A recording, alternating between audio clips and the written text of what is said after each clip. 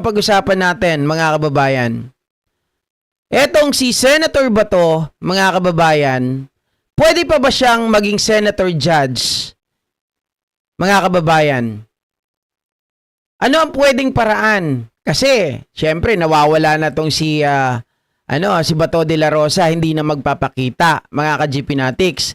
Kasi sinasabi nila na ito daw ay a-attend sa impeachment laban kay BP Sara Duterte. Ang sabi ko naman, takot nga ito eh. Hindi na ito lalabas. Kasi siya na nagsabi na kapag, mga kababayan, the only way na lumabas lang sana talaga siya dahil na sinabi sa kanya ni Alan Peter Cayetano na wala talagang warrant of arrest. Sabi niya, kung meron na, kung alam ko lang na may nakaabang, kung alam ko lang na meron ng warrant, ay hindi talaga ako magpapakita. Bahala siya sa buhay niya. So, may mga katanungan ngayon. Maaari pa ba mag-take ng oath si Bato de la Rosa, mga kababayan? Ang sagot dyan ay depende. Bakit depende? Kasi, mga ka-GPnatics, ito yung sabi po. Via Zoom! Namang na, we are in lab already. Attorney Rico, good morning. How are you? Good morning, Peter. And good morning, Rika. Hi, Attorney! So, Yeah. Nice to see you virtually. kaya, ang tagal na po natin huli nagkita. Kahapon lang. Namimiss ko tuloy yung mga side view ano ninyo. Ay, kaya. So Attorney Yeah, Rico, let's talk about the impeachment ano pa. Kasi at least credit where credit is due na na-convene na ang Senado bilang isang impeachment court. Okay. But then again, what else are we expecting in the next few days or weeks para tumalo na tayo dun sa trial proper, Attorney Rico? Well, ang sabi sa ating kahapon ay meron na silang na-serve na writ of warrants, no? Correct. Writ of summons. Apo. At bibilang tayo from receipt of the writ of summons, magbibilang tayo ng 10 araw Calendar days. para calendar days, no? Well, kaya natin ito tinatapik isang malaking bagay ito hinggil sa nangyayaring kaguluhan sa Senado. Mga kababayan, kasi pinapakalat nila na, eto unahan ko na, pwede raw umattend si Bato. Okay, paanong paraan? Nagtatago nga siya, GP. Natatandaan nyo, may resolusyon na ginawa si Marcoleta. Okay? Bukod doon sa protective custody, mga kababayan, na ginawa ng Senado at that time na magpalit po ng liderato, nag-motion din si Marcoleta. Ano yung motion ni Marcoleta? Ang isang senador hindi na kailangan ng presensya, ng kanyang physical presence, mga kababayan, para bumoto. 'Di ba? Nang gagaya ng ginawa kay Bato dahil pwede dang ikapahamak ng kanilang mga kasamahan ito sa Senado. Kaya po sila po ay nag-motion na pwede nang umattend ang isang senador, mga kababayan, online, via Zoom. Okay? Kaya lang, meron akong napansin. At napansin din ni, tawag dito, ito po, nasa harapan natin, na sinasabi, mukhang hindi naman natuloy yung motion na yon ni Marcoleta kasi meron pong mga senador, mabuti na lang dyan, nandyan sila Senator Risa Ontiveros na talaga humarang dun sa motion o resolusyon ni Marcoleta na sinabi ko sa inyo nung una, kaya nagbigay ng resolusyon, nag-motion to file a resolution itong si Marcoleta na pwede nang humarap ang isang senador sa Zoom, mga kababayan, para bumoto dahil sabi ko, mukhang may plano itong mga to na mukhang si Bato de la Rosa ay patatakasin, magtatago, tapos kapag kailangan ay gagamitin nila para sa boto at para sa kanilang kapakinabangan. At ang mga prosecutors naman would have 5 calendar days to respond to the answer. Okay. So that's where we are right now. So hintayin po natin na pagkaka-receive. Ang nakalagay sa rules ng Senate right now would be receipt and service upon the respondent at her last known address.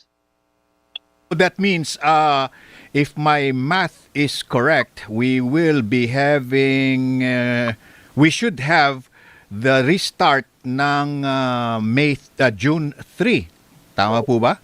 Mga Opo. ganon. Dahil MWF lang po yung yung impeachment court. Hindi, Opo. calendar days, di ba? Alright, so medyo malayo-layo pa ito. But, okay. Does that mean, Attorney Rico, na kalimbawa nga tama Attorney yung Rico, aking kayo. bilang na June 3, dapat all-in na yan. The reply ng kampo ng Vice Presidente, the reply of the prosecution, etc. No? Does that mean pwede nang pumalao talaga sa trial proper o meron pang ibang dapat na gawin? Yun ang hindi natin malaman. So there can be some intervening motions that we may be able to find out whoever would be the proponent of the motions at ilalahad nila yan sa Senate proper, sa panel Okay, ng private court. I know we talked about this already pero let me ask it again, no? Magkakaroon po ba ng o nabanggit ba ni Alan Peter Cayetano, the Senate President, na magkakaroon ng pre-trial o tapos na ba 'yon? Wala pang pre-trial. In fact, that is one supposed to be scheduled by the Senate court, no? So in other words, kung itutuloy talaga at meron na answer doon sa time frame na binigay mo, Peter, Apo. then there should be an order for the pre-trial of the trial proceedings. Kakaroon ng pre-trial at sinabi natin yon, doon ilalahad lahat ng mga dokumento, mga ebidensya, doon din ilalahad ang mga issues na kanilang i-resolve during the trial proper, doon din pakikita kung sinong mga witnesses, at doon din mapapakita kung anong mga other relevant and material evidence that might be presented during the trial proper. Parang nahimay na natin every which way we can himay this impeachment issue, attorney, no? Pero katulad din ng natanong ko rin po kay Senator Greg kanina, ang daming cases of corruption at malalaking mga issue talaga mga ito. But despite all those, parang hindi nabibigyan ng hustisya na magtatanda yung mga politiko natin. Correct. Parang nagkakaroon pa tayo ng coddling minsan dun sa mga issues ng corruption. Actually, mga kapwa rin nila mga senators, di ba? Yung mga nagkakadal sa kanila eh. Kita nyo na doon sa flood control, nakita natin, 'di ba? Ayaw nilang pirmahan yung Senate Blue Ribbon Committee ni Panfilo Lacson because kasama sila doon sa yung mga kulig nila, 'di ba? Yung kasama nila sa block ng DDS ay talaga naman mga kababayan na pinoprotektahan kitang-kita dahil ayaw nila itong mga makasuhan. What else can we do? Kulang ba talaga ang pangil ng batas? Alam mo, Rika, siguro mag-uusapan tayo, magdidiskusyon tayo ng mga buwanan. Para Buenos dias, Jonas. Parang sagot ito. Pinag-aralan na po namin sa political science yun, undergrad. Pinag-aralan na po namin under Odi Corpus, yung kanyang magandang libro on the Philippines. Pinag-aralan na namin yan sa Arts and Sciences sa UP. Pinag-aralan na po namin sa UP College of Law yan. At habang ako yung nagpa-practice ng law, nalalaman na po natin yan. Pero isa lamang ang ating gugunitain. In one concrete, ang core or bedrock of any fair and prosperous society would be the respect and the rule of law. Okay? Anong rule of law? Pananagutan, accountability, makatarungang mga batas, just laws, bukas na pamahalaan, open government, ang madaling makuha sa walang kinikilingang katarungan, accessible and impartial justice. Kung lahat po ng mga elementong yan ay pagsasama-samahin natin, magkakaroon po tayo ng mainam na gobyerno. Okay. Let's talk some specifics and we appreciate that explanation, Attorney Rico. No? Ito na.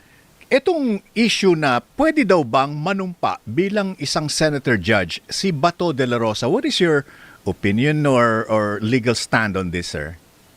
As long as it's not been removed as a senator, then he can still participate. As to what mode is another matter. Yap, tama. Meron kong narinig sa isang senadora Ang sinasabi niya i-reject niya or o-oppose niya ang virtual presence of Mr. Bato. Yeah. So under the rules right now, wala pong pinapahintulot na virtual appearance ng senator. For all So, intents and for all intents and purposes, and this may be quite unkind, baka fugitive na daw itong si Bato de la Rosa. Correct, So correct. as quote-unquote fugitive, meron pa rin siyang right as a senator to vote and participate in the proceedings of the Senate. Well, technically, pwede pa rin po. Oo. Fugitive means you're just running from the law of the justice, no? The system, the procedure, Yeah. but hindi pa naman inaalis siya as a senator. Okay. So, Oo. strictly speaking, Okay, pwede so pa rin siya. ibig sabihin dito mga kababayan, kapag na-remove siya as senator, yan lang yung talagang magpapatigil doon sa karapatan niya na mag-take ng oath, 'di ba? At syempre mga kababayan, maging senator judge. Pero sabi nga po ni Attorney Rico ay kung anong mode ay is a different matter, 'di ba? Or another story, mga kababayan. Kasi nga paano niya gagawin 'yon? Kung siya po ay nagtatago, willing ba siya na humarap? Willing ba siya na magpakita sa Senado para manumpa bilang senator judge? 'Di ba? Pangalawa, mga kababayan, kung dahil siya natatakot at sinabi niyang hindi siya talaga magpapakita dahil may warrant of arrest na at sigurado na tayo na may warrant of arrest. So, ilagay na natin yung sinabi ni Senator Bato, hindi talaga siya magpapakita. Kaya naisip ko, yung ginawang resolution or a motion to file a resolution ni Marcoleta is a way or another way, mga kababayan, para makilahok pa or maaari pang makilahok itong si Senator Bato. Pero unfortunate sa kanila, itong si Senadora Riza Ontiveros, mga kababayan, ay isa sa mga humarang para po hindi payagan yung ganito na makaka-attend lang sa Zoom. Kasi sabi nila, maaring itong gamitin, 'di ba, sa hindi magandang bagay. Maari itong gamitin para lang sa kapakanan ng kanilang pansariling interes. Di ba nakita naman natin yun? Ngayon, nagtatago si Bato. Kung binayagan yan, di maaari na siyang lumabas. Sabi ng iba, kung lumabas siya via Zoom, makikita naman kung yung IP niya at yung location niya, mga ka-GP Natics. Hindi rin basta-basta. Hindi rin basta-basta kung na makikita. Kasi pag gumamit ng VPN yan, di ba? Hindi rin. May mga pamamaraan din kung paano nila itago yung ano nila. Para maganda, stick tayo dun sa old rules na kung saan bawal bumoto ang isang senador kung wala po ang kanyang presensya. So, ngayon, kailangan niya talagang umattend dahil hindi naman natuloy yung resolution na yon. Siya mag-participate. Oo. And the question right now is whether he should personally be there to participate or virtually nga po through the internet. Okay. So, here's another, but wait, there's more.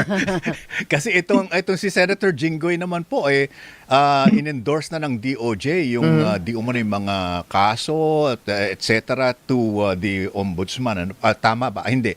Sandigan Bayan. Opo.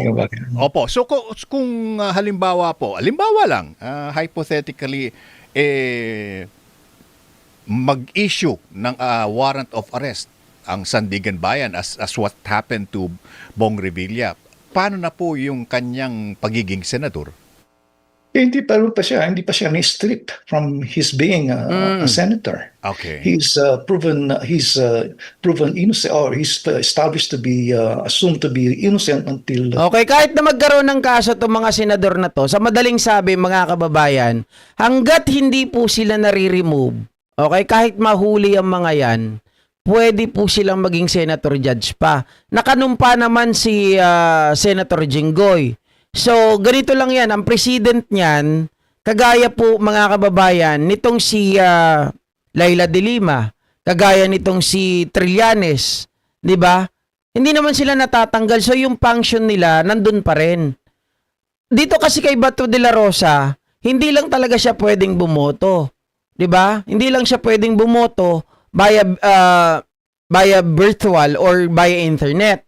Pero itong mga to, since sila po ay senador pa rin naman, mga kababayan, at hindi pa tinatanggal ng karapatan, pwede. Pwede po. Pwede silang pumunta dyan. Ang gagawin nila, hindi virtual Ang gagawin nung si Jinggoy, halimbawa siya po ay nahuli. O sabihin natin ay nakakulong. Ang gagawin lang yan, mga kababayan, pwede silang magpaalam sa korte para maka-attend po sila dito sa Senado. So, ang mangyayari niyan, meron na tayong PDL na senator judge. 'Di ba? Grabe ang Pilipinas. Meron tayong mayor na PDL sa dahig. 'Di ba? Meron tayong ex-president na PDL, mga kababayan, sa dahig. Oh, may 'di ba? Ngayon naman, meron tayong PDL na senator judge. Nakakatawa. 'Di ba? Pero 'yun ang katotohanan eh. Oh, Until convicted. So he's still a senator. correct. Okay. So whether or not physically present ang isang senador, whoever it may be, kahit na hindi siya physically present, pag nagbotohan sa impeachment trial, At wala siya. she or they can still vote. Yes. As long as they are still senators in good standing, in the sense that they are still, by virtue of their oath, they're still a senator. Ayun. Okay. So, in other words, andun pa. you are innocent. Oo. Until proven guilty. Until kahit, proven oo, guilty. kahit marami na talagang mga umaaligid na mga Oo. So tomorrow is Wednesday, Attorney Rico. We are not expecting anything tomorrow in Yes. relative to the impeachment proceedings, ano po, kasi pinapasagot pa lang ang BC at Tama, Sir Smokey. Alam nyo, dapat i-amyendahan na yan, no? Dapat magkaroon sila ng strict policy regarding this matter, eh. Kapag, dapat nga, mga kababayan, sa totoo lang, kapag ganito, wala nang karapatang bumoto, o kaya, ano pa sa palagay ninyo ang dapat magandang gawin? Kapag ang isang tao ay, sabihin natin, mga kababayan, nakasuhan na, o sila ngayon ay mga PDL na, 'di ba? Dapat siguro hindi na antayin yung conviction, no? Lalong-lalo na, mga kababayan, kapag ang isang tao ay may kaso na ganito, kapag mga politiko, mga opisyal ng gobyerno, ay dapat inaalis na rin yung karapatang hindi yung bumoto ng eleksyon, yung bumoto po dito sa mga proceedings na ganito na may kinalaman sa kanilang trabaho. 'Di ba? Mas maganda siguro dapat 'yon. Anyway, mga kababayan, maraming salamat po muli sa inyong lahat. Dito ko na po tatapusin yung live natin. Magkita-kita po tayo mamaya muli, mga kababayan. Okay? Salamat.